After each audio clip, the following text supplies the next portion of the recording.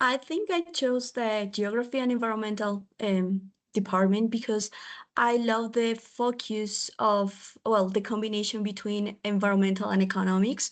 I'm an economist and I didn't want to do pure economics, so I found the perfect course in this department. I think the department shaped my career in many ways, but specifically in the technical knowledge that I acquire in the master, specifically in terms of economic valuation, for example, for environmental damages or environmental services, and also in terms of climate policy. That's something I'm currently working a lot. So yeah.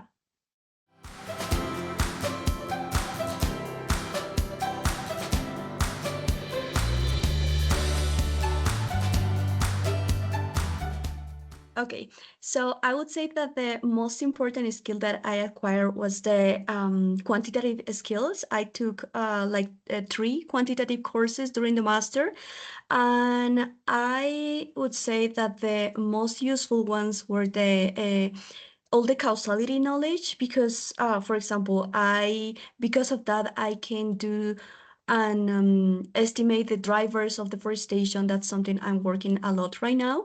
And also, I took the appraisal and valuation course, and all the knowledge I acquired is exactly what I am applying right now.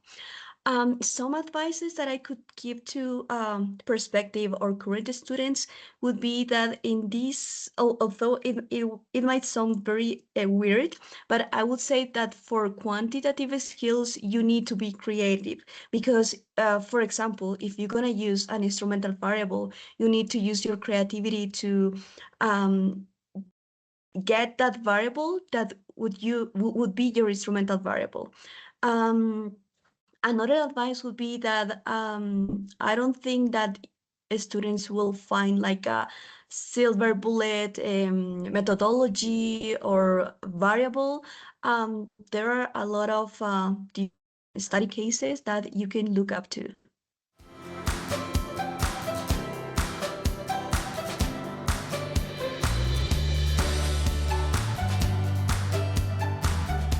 Um, I actually didn't know the term eddy because I use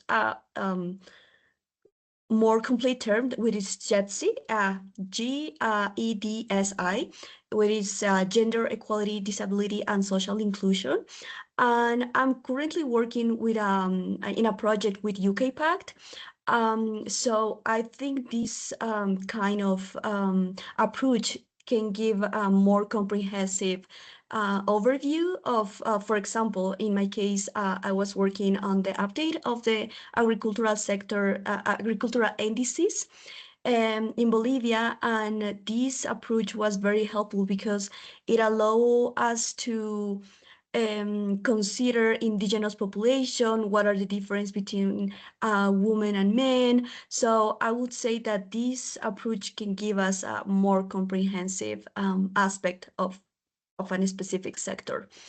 And in terms, for example, of, I'm not sure if it's a trend anymore, but I think, for example, conflict, I never thought that I was going to work in any way in this aspect. However, because of climate change, since this is something I'm focusing right now, for example, a couple of months ago, I finished on the contribution of in a chapter of a book in terms of proxy wars related to environmental impacts.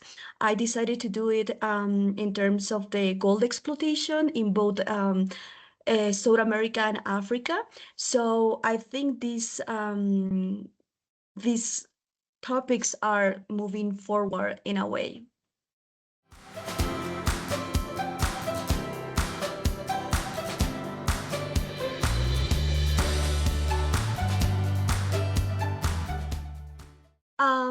Definitely. I would say that two courses specifically, the appraisal and valuation course that I mentioned, it was an optative for me, but it's one of the courses that gave me the knowledge that I'm using the most right now. And also the climate change, science, economics, and policy.